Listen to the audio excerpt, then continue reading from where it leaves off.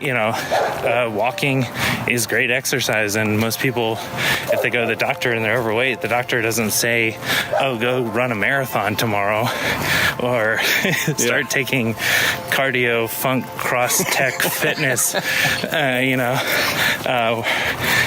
They're going to say you need to start walking. We can, smell things. I feel the wind on my face, the sun on my back. You don't get that experience in a car, and so I feel much more connected to the city in this scale, and I think that people do, and that was what the intention was behind Jane's Walk, is helping people be connected to the city in a different way or in a different experience. I'm John Lewis, and you're listening to 360 Degree City, a podcast where we talk to all kinds of folks that are making life in cities better. Our hope is that at the end of each episode, you'll start to see your own city from a slightly different angle. Today, we're talking all about walking. Here in Calgary, we're finally out of a very long winter. There's a saying that there's no such thing as bad weather, only bad clothing, and that's an attitude you definitely need in the middle of a Canadian winter. One of the perks of going for a walk in a northern country in wintertime is the sound of walking on snow. With the arrival of spring, getting outside and walking is just a little bit easier here, but I've been traveling a bit lately and have gone on some different kinds of walks. One was in LA with a guy named Chuck. Another was on something called a Jane's Walk in Edmonton. In this episode, I'll share these conversations I had about walking. Walking has many benefits for our physical, mental, and social health. Studies show that walking can help improve physical health in many ways and help us think more clearly. You've probably heard before that walking can help reduce the risk of breast cancer, obesity, and diabetes. It can also help moderate our mood, help us think more clearly, and make us more creative. But there's also other somewhat obscure health benefits as well. For example, 2 studies from the University of Exeter found that a 15-minute walk can curb cravings for chocolate and even reduce the amount of chocolate you eat in stressful situations. So if you can't control your chocolate consumption, perhaps lace up those shoes and get outside. Beyond physical health benefits, walking is also a great way to get to know people. As Mark Twain once said, the true charm of pedestrianism does not lie in the walking or in the scenery, but in the talking. But many streets are built for cars instead of people, which generally makes walking much less pleasant. After a long stretch of neglect, designing streets to allow people to enjoy walking has become an increasingly important urban design consideration. There are many theories about what makes a street walkable. As Jeff Speck, the Walkable Cities guru, says, if people are to walk, the walk has to be as good as a drive. Pretty straightforward. And you can say the same thing about biking. The walk or the bike has to be as good as the drive. And in order to do so, it has to do 4 things simultaneously. It has to be useful, it has to be safe, it has to be comfortable, and it has to be interesting. Urban designers think about how to make a street useful, interesting, comfortable, and safe by considering the physical conditions, like the presence of street trees, the types of stores and shops at the street level, and the width of the sidewalk. Another way to make a walk safe, comfortable, interesting, and useful is to consider who you walk with. Popping up in cities worldwide, there are different types of organized walks that have become popular. Over the past couple of weeks, I went on 2 super interesting walks that were led by other people. The first walk I took was with Chuck McCarthy. Hey, I'm Chuck McCarthy. I am the co-founder of the People Walker Incorporated. We walked around Studio City in Los Angeles. To start off, I asked him what compelled him to start the People Walker. Well, I was walking a lot, and I was seeing a lot of dog walker signs and a lot of personal trainer signs, and I was actually thinking about becoming a dog walker to make like some steady income and have something that was just, that involved walking and getting out of the house but I've had dogs in my life, but I've never had a dog here in LA or in a city where I had to pick up dog poop. So the fun part of it? Yeah, I didn't want to do that. And I started kind of jokingly saying to my girlfriend, maybe I'll just start walking people. Because there's all these, personal trainers and dog walkers, and at first, when you say that, it sounds funny, but the more you think about it, and the more I thought about it, at least, the more I realized that there could be a real need for this, or there could be a want for this. Either my two main things that I came up with for as far as like why somebody would want to use the People Walker when I first started were essentially motivation and accountability, because I feel like those are the most important parts of any kind of exercise that you're paying for, whether it's a personal trainer or a class or a gym membership. You know, by paying for the gym membership, if you don't use it, then you're losing money. Yeah, we can go that way. If you pay for a class and don't use it, you're losing money. When you go to the class, if you don't finish doing the workouts, you got the teacher looking at you. You've got all the other people in the class looking at you. You're kind of being held accountable by your own, not wanting to feel embarrassed. And then a personal trainer is probably the most intimate of all those, where it's like literally you have to do it, follow through to A, not lose money, but B, like not disappoint this other person that's training you, that's there for you. And walking is great exercise, and most people, if they go to the doctor and they're overweight, the doctor doesn't say, oh, go run a marathon tomorrow, or start taking cardio, funk, cross tech fitness. They're going to say you need to start walking or doing, low impact cardio, maybe swimming a little bit. And a lot of people say, oh, but, I can just walk myself. But can you? I mean, we have a huge, obesity problem in this country, and if everyone could walk themselves, then that wouldn't be a problem. If everyone could walk themselves, no problem, then Fitbit wouldn't have been worth $11 billion in 2015. And, there's all kinds of proof that people can't necessarily just, I'm just going to walk myself. And so those were the two. Those were the two things that, and then safety. Sorry, I didn't even actually talk about safety. Just either people not wanting to walk alone at night, not feeling 100% safe walking alone during the day, either for health concerns or fear of other people, or rational or irrational fears. People not wanting to get catcalled or harassed. If you're alone, that's much more likely to happen. I get catcalled. I haven't got it since I've been with you, so thank you. Yeah. But and also, and as far as the safety is concerned, like my mother, a couple of years ago, she was out walking by herself, even though my brother, who lives close by, had told her, like, oh, don't go walking over there by yourself. But she went on this walk through the woods by herself, and she slipped and fell and broke her leg in several places, and right next to the water. Like, if she had just fallen a different direction, she could have gone headfirst into the water, and any number of things could have happened.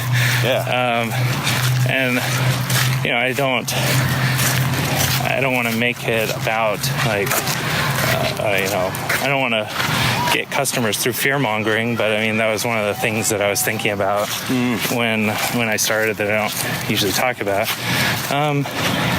And also, there was a older Indian woman that would walk up and down my street that I lived on, and it was a dead end. So it was like 50 yards maybe, and she would just walk up and down every day. And I always kind of wondered, if she had somebody to walk with her, would she want to walk further? Right. Or is she wanting to go someplace else? For me, walking up and down, let's just kind of do a loop here. Cool. For me, walking up and down would be sort of monotonous, but I don't know, maybe she just totally enjoyed it. I didn't ask her, but it was just, that was definitely one of the things I thought about when I was starting. So in general, that was it. That was the motivation and safety and not wanting to pick up dog poop. And can you describe general qualities of the folks that you walk with, or are there certain kinds of folks that you walk with regularly? We have basically 5 groups of people that we've kind of, here we can just stop, have identified as customers, which is people who don't want to walk alone, feel unsafe walking alone for one reason or another. Older people, not people who are infirmed or can't physically move themselves, just again, it's not maybe the safest thing for them to just be walking around by themselves. People who work at home, maybe on project-based jobs or just work at home, because when you're working at home, you don't have a coworker to come by and be like, hey, you want to go get coffee? Or hey, I'm going for a smoke. I mean, even that, the secondhand smoke is still worth the 3 flights of stairs you might have to go up and down to get out to the smoking area with your friend who smokes, even if you don't smoke. I don't know. It's a weird thing how your day is broken up when you're in an office versus just being at home. You can just fall into a kind of a hole of work and just stay in your pajamas, as I've learned in my early days. Yeah, and you just you can find yourself sitting, and this is coming from experience, you can find yourself sitting for way longer than you would at an actual office, and also you don't have those interactions with other people, so you don't get to talk to your friend while they smoke, or you go to the break room and chat, or have a meeting and interaction. If you're an editor, you're in a dark room staring at a computer screen. If you're a graphic designer, same thing. I worked at home a bunch and still do, and at the end of the day of not talking to anybody, I would go out with friends and be at a bar and feel like I had forgotten how to talk to people. So there's those people, and people that just want the motivation, just need to get in shape, and they know that they walk faster if they're with somebody else, or just need that encouragement and accountability, so that they can't just say next week I'll start walking, or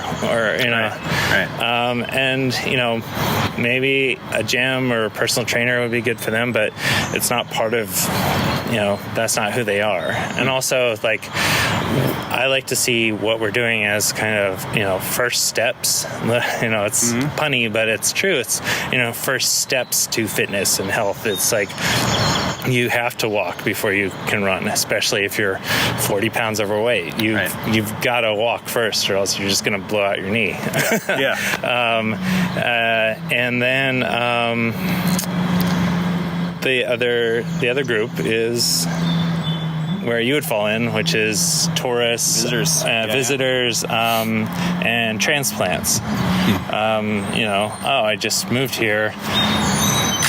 What am I going to do? Do I join a cult, or how do I make friends, or how do I know if that sushi place is good or that one is not good, or and being able to walk around with somebody that's from here, if you weren't, if you didn't look it up in a guidebook or whatever, you might not see that Sugarfish is a world-class sushi place. You probably would have walked by that strip mall and be like, Sugarfish sounds silly.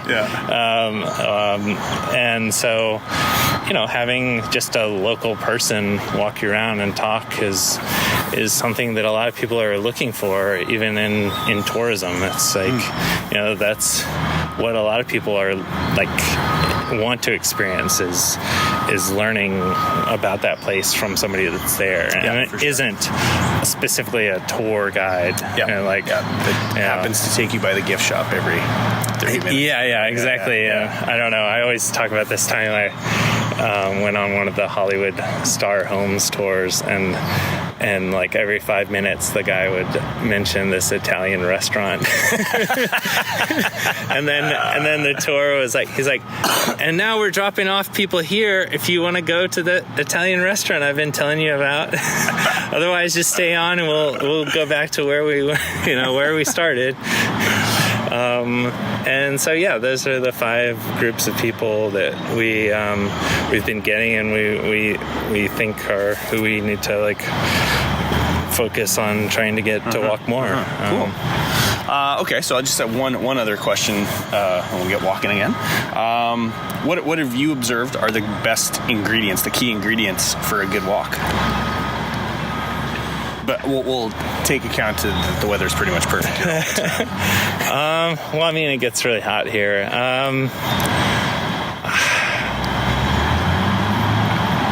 I think that the interesting thing about this and the great thing about it is that every walk can be sort of different, especially if you're with somebody else. And every walk is different because you can be talking about something different, or you see different things, and like that's been the real eye-opener. Because like when I first started and I had my first client, I was like, oh man, am I going to be able to like, is this going to be awkward? Are we going to have stuff to talk about? But the great thing about walking is that it's a shared experience, and there is like all this stimulation, and like you see interesting stuff. Like, I don't know, are those people growing corn over there, or is that just really tall grass?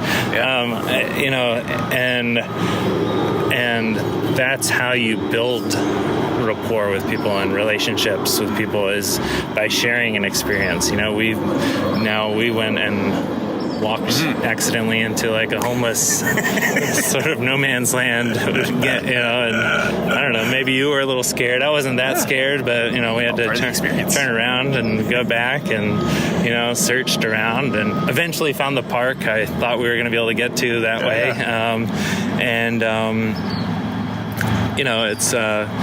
It's a shared experience, and it's always different. That's like one of the reasons to leave your house, is like that's a benefit of walking, is that like in your house, stuff doesn't just magically change. But here, when you go out into the world, there are all these other people, all these other atoms and molecules that you're bumping into, and that's how chemical reaction happens, and that's how change happens, and change is always exciting, probably too much so right now. I don't know, so I guess the ingredient for a good walk is a walk. How's that for a soundbite? Awesome. As Chuck and I wandered around Studio City, we came across dead ends, streets without sidewalks, and a lot of physical conditions that aren't optimal for walking. But just being able to talk with Chuck about his life, how he created the People Walker, and generally life in LA, it made our walk together extremely interesting. Obviously, the physical elements of how we build our cities is hugely important and constantly needs work. But as Chuck explained, there are other ingredients that can make a walk enjoyable. The second walk I went on was in Edmonton for a Jane's Walk. Jane's Walks are citizen-led walks in different communities around the world. The mission of these walks is to help people walk, observe, and connect with their community and environment. Jane Jacobs passed away in 2006, and the first Jane's Walk was held in May of 2007 in Toronto by a group of her friends. Jane Jacobs is known for her keen observation and appreciation for what can occur on the sidewalk. She observed many important aspects of her neighborhood by walking around and taking note of what was occurring around her. Her appreciation for walkable neighborhoods and her keen eye for observation have inspired many people all around the world to lead their own Jane's Walks in May of each year. According to Jacobs, walking through the city and having small, spontaneous interactions with others is vital for building a fabric of trust amongst citizens.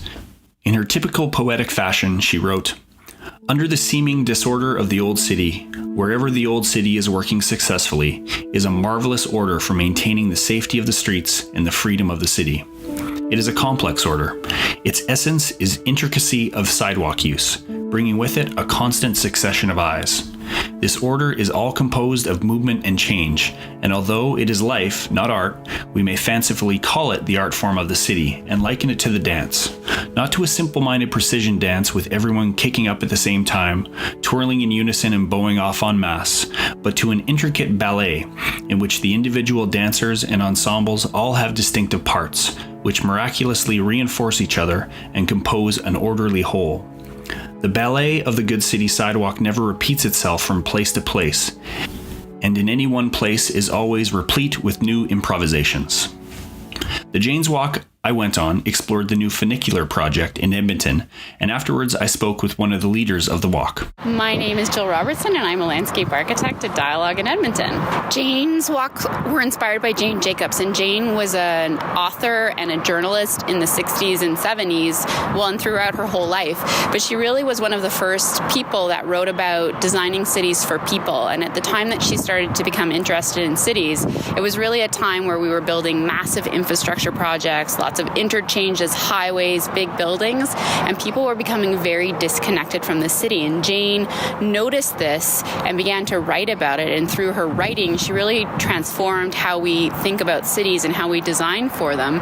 And to honor that, Jane's Walks are an opportunity for people to get out and explore their city and really enjoy them from a human scale. The walk explored the Mechanized River Valley Access Project, which makes the North Saskatchewan River Valley in Edmonton much more accessible to people of all ages and abilities. What is this project all about? It's a way to connect people from the top of Bank to the bottom of Bank. So in Edmonton, we have a very steep river valley, and we have downtown at the top, and then we have a beautiful river valley at the bottom. And for a long time, there's been comments about how can we improve access. People can't get to the river valley, especially at that human scale. You have to drive there, and if you have any sort of mobility restriction, it's really hard. So the project was originally envisioned as an engineering assignment. How can we get people from point A to point B through a mechanized access, an elevator or a funicular? In this case, it's an inclined elevator. It literally travels the slope. But through a very collaborative design process, working with the city, with our design team, it's become more than that engineering solution. It's really become a place-making exercise and a way to connect people from point A to point B, but also for them to enjoy the journey and experience their city from a different perspective. So as we speak, we're sitting on one of those interventions where we're on a huge staircase that's interspersed with a whole bunch of benches for people to sit and enjoy themselves. What were some of the other design moves that you made to make it comfortable for people to be? We thought about the views, so there's a number of spots where you can stop and linger and look at the views. The angle of the staircase and the bridge is really designed to connect people to the river valley and be able to see it. As you mentioned, there's benches interspersed throughout the site to encourage people to stop and linger. This staircase, we wanted people to be able to sit and enjoy it. So it's not just about going up and down the stairs, but it's really about stopping and enjoying the journey. And there's all elements of the project. Each of the different zones or places are meant to be spaces that you can stop and linger. And as a designer, how do you think about and account for people with different needs? On the tour you mentioned different mobility challenges. How do you take that approach to making sure it's an inclusive place for people? We followed a really participatory design process for this project. So we talked to stakeholders, we met with different people in the city, different user groups, but then we also went out and did reconnaissance. So we talked to people that would use it. We talked to runners who run the River Valley Stair and went out and measured stairs to find out what's the rise and run. We talked to families with bike trailers and actually taped out the size of a bike in a bike trailer in our studio to make sure that it would fit in the funicular. We talked to different accessibility groups about the type of mobility devices and how many people are often in a group. So you're not just designing for one wheelchair, but that person in a wheelchair can get in the funicular with all of the people that they're traveling with. So we spent a lot of time thinking about the end users and designing with them in mind. Okay, so we've Jane's Walk is one of many in Edmonton and around the world. It's intentional as Jane's Walk. What is it about walking and understanding and appreciating your city that you think it's important for people to think about? You experience the city very differently at a pedestrian scale. You're traveling at a different speed. You have a different perspective. You can reach out and touch things. You experience the air. It's so different from being in a car. And the whole interesting aspect about this project is we've tried to intentionally create views and opportunities that you can't experience from a car. You literally can get out over the river and see it from a space that you could never achieve in a car. And it allows people to interact with their environment, whether it's a natural environment or an urban environment, in a very different way. We can, smell things. I feel the wind on my face, the sun on my back. You don't get that experience in a car. And so I feel much more connected to the city in this scale. And I think that people do. And that was what the intention was behind Jane's Walk, is helping people be connected to the city in a different way or in a different experience. Terrific. And as a designer, from your perspective, and a person, what are some of the key ingredients of a good walk? Ooh, that's a good question. I think the key ingredients for a good walk is a good cup of coffee, a good person to enjoy the walk with, somewhere to sit and enjoy, and a beautiful day like today. Terrific. And if anyone listening to this is thinking about hosting a Jane's Walk in the future, what advice would you give them? Just do it. It's a wonderful opportunity to become engaged in your city. It's all volunteer-based. There's a huge support group on social media. You can go and look. janeswalk.org, I believe, is the website. There's local groups in each city. It's a wonderful way to meet new people, experience the city in a different way, whether you're on it or leading it. So I would say just go do it. The project is a great example of how to blend engineering, landscape considerations, public art, and human-centered design. Check out our website at 360degree.city to find out more about the project.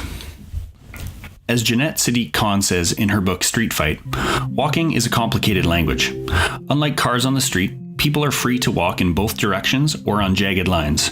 But among the billions of trips people make on foot every day, there are relatively few collisions, and people are generally able to walk at different speeds, stop and turn around without needing marked lanes or causing traffic jams or lethal pileups. People know how to read the sidewalk, and there are unspoken, unmarked lanes that people intuitively understand. A few months back, Jennifer Alford, a friend of the podcast, talked to a New Yorker about the unspoken language of walking in New York City. So what's the trick to walking in New York City? You stay on the edges. You have to stay on the edges and see who's in front of you. Is it a tourist, or you can tell who's a tourist and who's a native New Yorker. And what's the tourist or lingering? So you find somebody that you know is a native New Yorker, and you stick behind him and stick to the wall. You get behind the New Yorker lane, and you just sail through. So how much would you walk in a week or a day or a... 40, 50 blocks. In a week? No, in a day. In a day? Yeah, that's nothing. You have to have good shoes. Yeah. Okay, so once again, the sort of quick and dirty tips for people coming to New York about how to walk here. Stay on the edges. Never go in the middle. Interestingly enough, the average walking speed increases by a factor of about 10% as the city size increases. According to a study from a British university, New Yorkers are the 8th fastest walkers. In the study, it took New Yorkers 12 seconds to walk 60 feet. Using my Fitbit to keep track, I try to get my 10,000 steps every day, and am generally pretty successful at hitting the target. At our office, we've been experimenting with walking meetings in order to get the team out and about and to take advantage of all those benefits of a good walk. I hope this episode has inspired you to get out there and experience your own neighborhood by foot. 360 Degree City is created by the team at Intelligent Futures. To learn more about the work we do, you can go to intelligentfutures.ca. The music in this episode and in all of our episodes is by Sound of Picture. If you like the podcast, please share it with someone that might be interested in seeing their own city from a different angle, or has uncontrollable chocolate cravings and needs some help dealing with that. We would love it if you subscribed and reviewed the podcast, and would certainly love to hear your feedback. If you have suggestions for future guests or topics that you'd like us to cover, get in touch with us on our website or any of our social accounts. I'm John Lewis. Thanks for stopping by.